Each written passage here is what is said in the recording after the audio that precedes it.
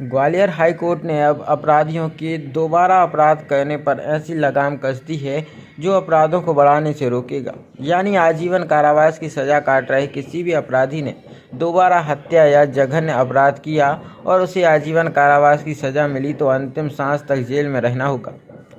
Gwalior high court की division ने आजीवन कारावास की सजा काट रहे ऐसे अपराधियों पर शिकंजा कस दिया है जो 2 बार हत्या के अपराध में शामिल रहे और उन्हें सिर्फ एक ही बार कारावास काटना पड़े। ग्वालियर हाई कोर्ट की डबल बेंच ने सिंगल बेंच के उस आदेश को निरस्त कर दिया जिसमें शासन के नियम के आधार पर 2 बार हत्या करने के बावजूद अपराधी को सिर्फ एक ही बार आजीवन कारावास की सजा मिलती थी। यानी अब किसी अपराधी को 2 बार आजीवन कारावास की सजा मिली तो उसे मध्य प्रदेश शासन माफ नहीं कर सकता। ऐसे अपराधी को अब अंतिम सांस तक जेल में रहना होगा।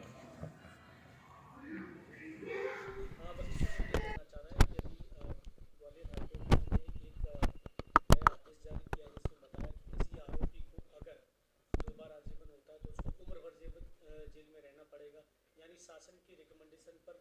जो 14 साल की सजा काट चुके थे उनको पहले कई ऐसे आरोपी थे उनको रिहा कर दिया जाता था, लेकिन अब इसमें कोर्ट ने क्या कहा है?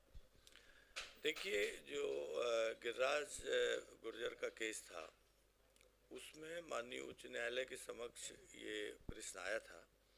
कि 2008 में जो पॉलिसी थी जिसमें 14 साल आदमी को वास्तव में जेल में रहे मर्डर के केस में और 6 साल रेमिशन अगर उसको मिलता है, टोटल 20 साल अगर वो रह लेता है तो उसको प्रोबेशन में छोड़ने का आदेश थे।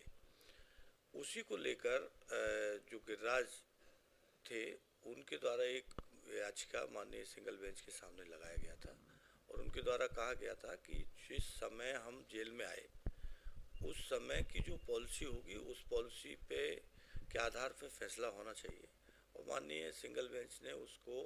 2008 की पॉलिसी को उसका अधिकार मानते हुए ये निर्देशित किया था कि इसको चूंकि इसने 14 साल पूरा कर लिया इनको छोड़ा जाए। लेकिन उसके पश्चात हमने शासन के द्वारा अपील माननीय डिवीजन बेंच के समक्ष प्रस्तुत की गई और हमारे द्वारा ये कहा गया कि जो 2008 का पॉलिसी बताया जाता है वह एक आदेश मात्र है और वह 26 जनवरी 2008 के लिए मात्र वन टाइम मेजर के रूप में किया गया था। वर्तमान में हमारे द्वारा 2022 की एक पॉलिसी मध्य प्रदेश शासन ने लगाई है और उसमें सख्त रवैया अपनाते हुए ऐसे व्यक्ति जो 2 मर्डर करते हैं अलग अलग टाइम में, ऐसे व्यक्तियों को किसी भी प्रकार से बीच में नहीं छोड़ा जाएगा और उन्हें अंतिम सांस तक जेल में रहना हुआ। उस पॉलिसी के आधार पर हमारा माननीय डिवीजन बेंच से निवेदन था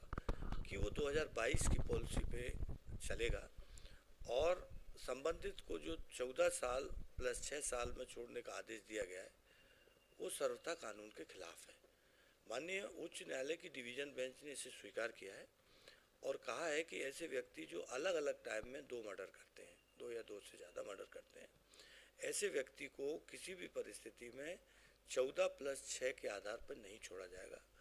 और उसको अंतिम सांस तक जेल में रहना होगा। तो एक बहुत ही सामाजिक रूप से अगर देखें तो बहुत ही स्वागत योग्य फैसला हुआ है और मध्य प्रदेश शासन ने भी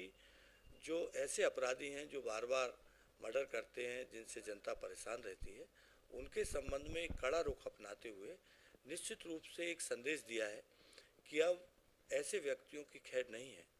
जो व्यक्ति कानून को हाथ में लेकर लोगों की जिंदगी के साथ खिलवाड़ करते हैं।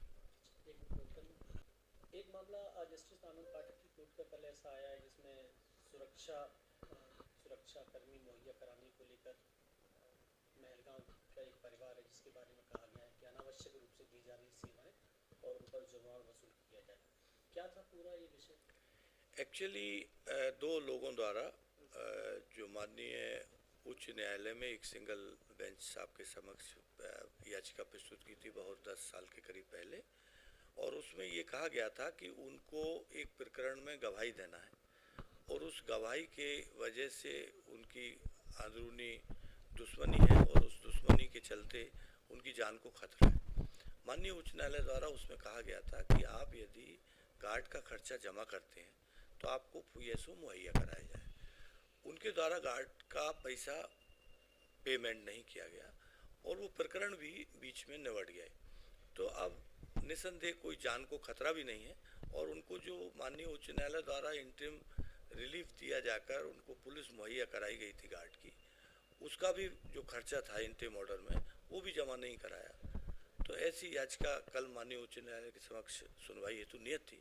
माननीय उच्च न्यायालय द्वारा कहा गया है कि इंटरिम ऑर्डर के तहत आपने सुविधा तो ली पुलिस की, पर पैसा तकरीबन 2,68,00,000 रुपए जो इस बीच में संबंधित के वेतन और भत्तों का हुआ, वो शासकीय नोटिफिकेशन के अनुसार आपने जमा नहीं किया और अब आपकी जान को कोई खतरा भी नहीं है। ऐसी स्थिति में माननीय उच्च न्यायालय द्वारा उस याचिका को समाप्त किया गया है। तो निश्चित रूप से जो गार्ड लगे हुए हैं उनको हम वापस लेंगे। तो इस बारे में केवल ये पर्टिकुलर केस में ही है या आगे और भी जिन लोगों को ये तो पर्टिकुलर केस में ही था कि जब आपको कोई माननीय उच्च न्यायालय किसी शर्त के आधार पर सुरक्षा मुहैया कराते हैं और उस शर्त को यदि आप पूरा नहीं करते हैं तो निश्चित रूप से आपको उस शर्त का सुविधा को अवेल करने का कोई भी कारण नहीं बनता। कोई और तो नहीं है